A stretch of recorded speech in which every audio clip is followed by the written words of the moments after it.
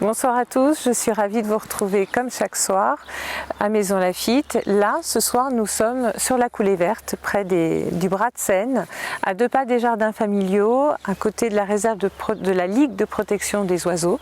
Donc vraiment un cadre très vert pour parler d'un sujet qui nous tient particulièrement à cœur, qui est celui du développement durable.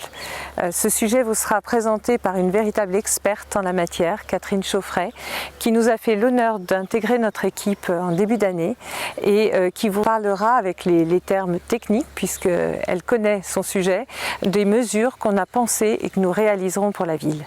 Je pense que le sujet du développement durable dépasse le simple cadre de l'écologie, est fondamental et que la crise sanitaire que nous avons vécue a permis de révéler un petit peu, de réveiller peut-être les populations à cette urgence, puisqu'il y a une urgence climatique, une urgence planétaire. Finalement, dans ce qu'on a vécu avec la crise sanitaire et ce confinement, on y a même retiré du bien pour la planète, puisque le jour du dépassement qui était l'an dernier, le 29 juillet, cette date a été décalée de 24 jours et sera maintenant le 22 août. Donc la planète a profité de cette pause qu'on lui a donnée au travers des réductions des gaz à effet de serre, la réduction des déplacements, et c'est quelque chose dont il faut tenir compte et utiliser maintenant pour aller vraiment dans un programme ambitieux pour la ville. Ce qu'on constate aussi, c'est que finalement cette crise sanitaire a réveillé bien au-delà de la société civile et même le monde de l'économie. Et nous avons vu dans la presse dernièrement l'engagement de 80 chefs d'entreprise justement dans ce qu'ils ont appelé l'écoloéconomie, c'est-à-dire produire sans détruire. Donc il y a vraiment maintenant un engagement qui est pris, qui va nous permettre justement de ne pas être, nous, société civile, des acteurs isolés de ce changement et de cette transition économique et énergétique. Donc c'est quelque chose de majeur qu'il faut vraiment maintenant prendre en considération. Je vous laisse de ce fait en compagnie de Catherine qui vous expliquera bien mieux que moi tous les enjeux et toutes les mesures qui sont devenues plus que nécessaires pour notre ville. Je vous remercie. Catherine Chauffret, et je fais partie de l'équipe Mansonnian, je m'engage pour vous. Dans le cadre de la démarche développement durable, inscrite comme une des 5 priorités de notre feuille de route, je vais aborder la transition écologique et énergétique, un enjeu majeur de ces élections.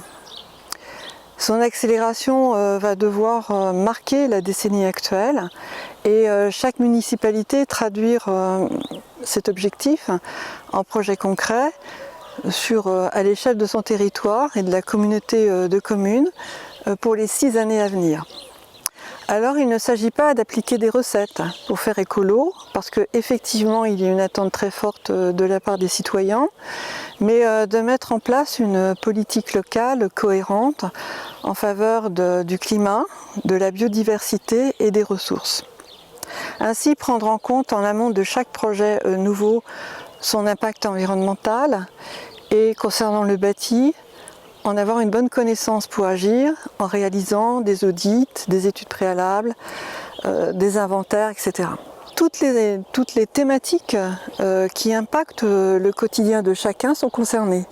Bien sûr les économies d'énergie, mais également les transports, l'habitat, l'alimentation, la qualité de l'air, de l'eau, la biodiversité et la nature en ville. Les outils de planification urbaine tels que le PLU et le PLUI pour intercommunalité et l'aménagement, comme les orientations d'aménagement et de programmation, sont très utiles pour intégrer ces enjeux environnementaux et surtout le permettre. Je vais vous parler de quelques pistes d'action que nous engagerons. D'abord connaître l'empreinte carbone de la ville. Globalement, chaque Français a une empreinte carbone équivalente à 12 tonnes de carbone par an. Et pour limiter le dérèglement climatique, il faudrait diviser ce ratio par 2.